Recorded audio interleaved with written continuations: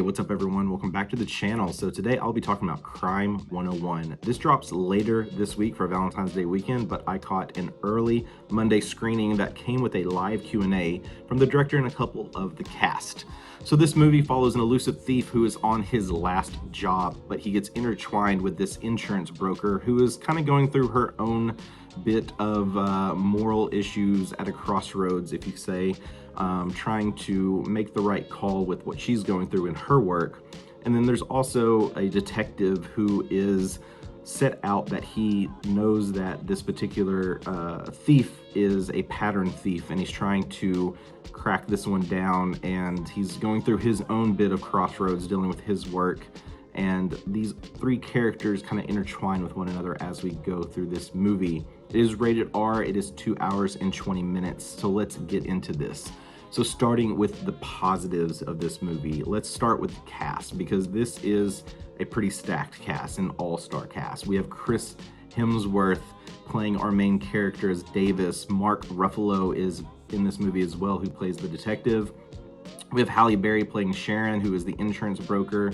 We also have Barry Keoghan in this, Nick Nolte's in this, Corey Hawkins is in this. There's a number of other people, a lot of familiar faces in this movie, a lot of like these sub roles, but I mean, just about everyone in this movie is a face that I was familiar with. And you know, when you have a cast like this, you know, they're all bringing their A game, and it definitely keeps you glued to the screen.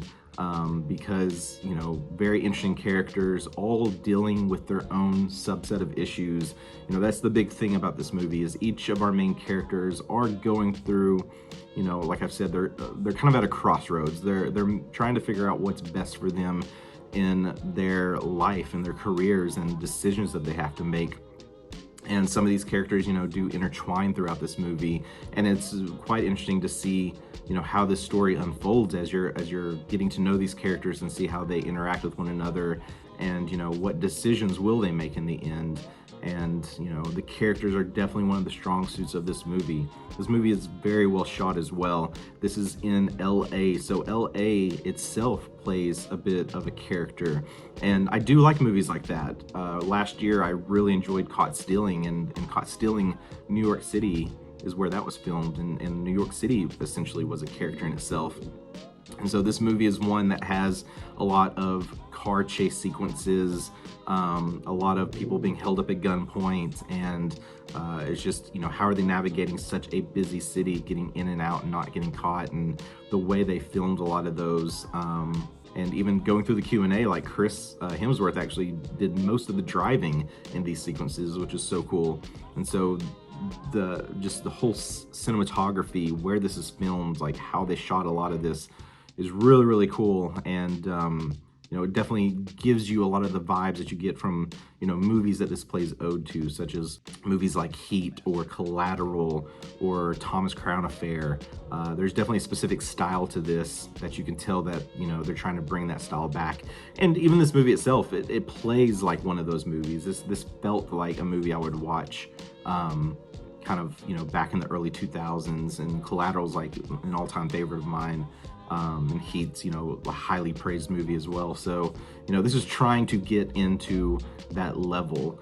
And those are really a lot of the strong suits here. When it comes to the mix of this movie, for me, it's the story.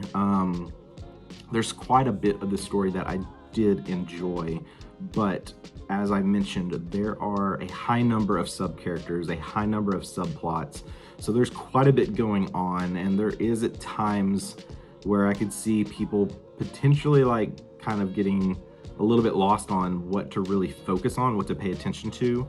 And I think it's a lot of just, you know, how these characters meet and what they're doing when they meet and how they interact with one another. It gets a little bit lost at times. It gets a little bit silly, and it kind of leans more into some of the negatives of this movie. So, you know, even with having an all-star cast, you need that solid story. And for me, I'm a bit mixed on the story. I totally get, you know, what they were wanting to go for here. It's just kind of the execution of this, I just felt like was a little bit lacking. And so getting into the negatives on this movie, for me, you know, it does kind of play in with the story. I think The second act just drags pretty significantly. The opening sequences is really exciting and get you kind of sucked into this world that we're in. But once we start getting into all these other sub characters, things kind of slow down quite a bit. I think the runtime's a bit long too, 2 hours and 20 minutes. They probably could have easily shaved off 20-30 minutes of this movie. And even going in the Q&A, like, there was a lot more filmed for this movie. It was originally a longer movie. And there's certain sequences that I wish we could have gotten to see that they talked about in the Q&A that you know, didn't make this cut. But maybe, you know, when they do a physical release, we'll get some bonus scenes or deleted scenes, because some of the ones that they hyped up in the Q&A, I wish we could get to see. But anyway, but yeah, the runtime a bit too long for my taste. I think with what they did and how this movie, it's hard to say if this was truly a pacing issue, but it does drag and gets boring at times. That I thought some of the decisions with the characters and their stories, wish were a little bit different, because I could see people kind of struggling through the second half of this movie, especially getting up to that third act and how everything pays out.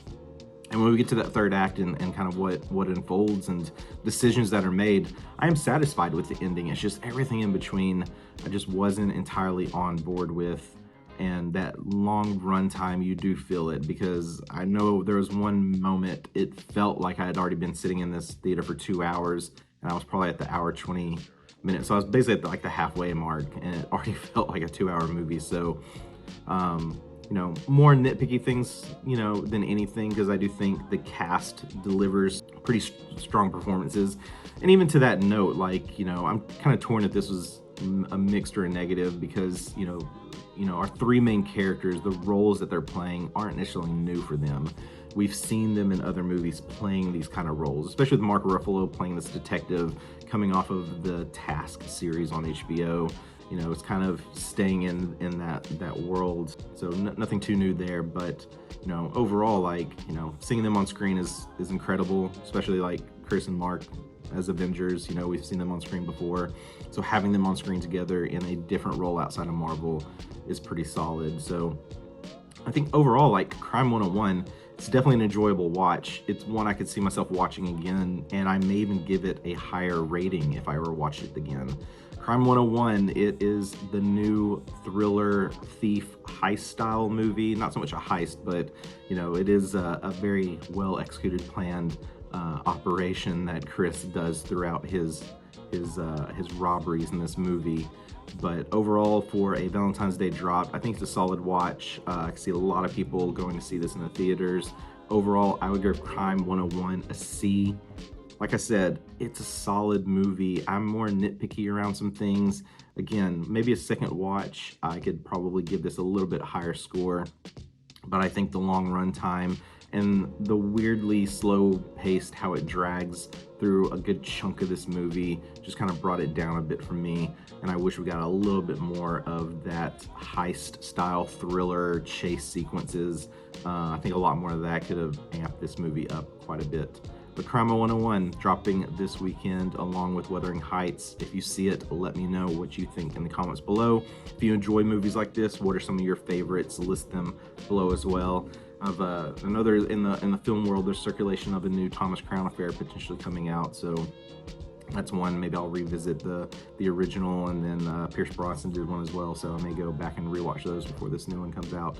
But anyway, that's what I think of Crime 101. Thanks so much for stopping by. If you're new here, be sure to like, subscribe, do all the normal YouTube things. It helps the channel out, helps the algorithm out so much. I really appreciate it. All right, I'll be back later on with more reviews. Hope everyone has a great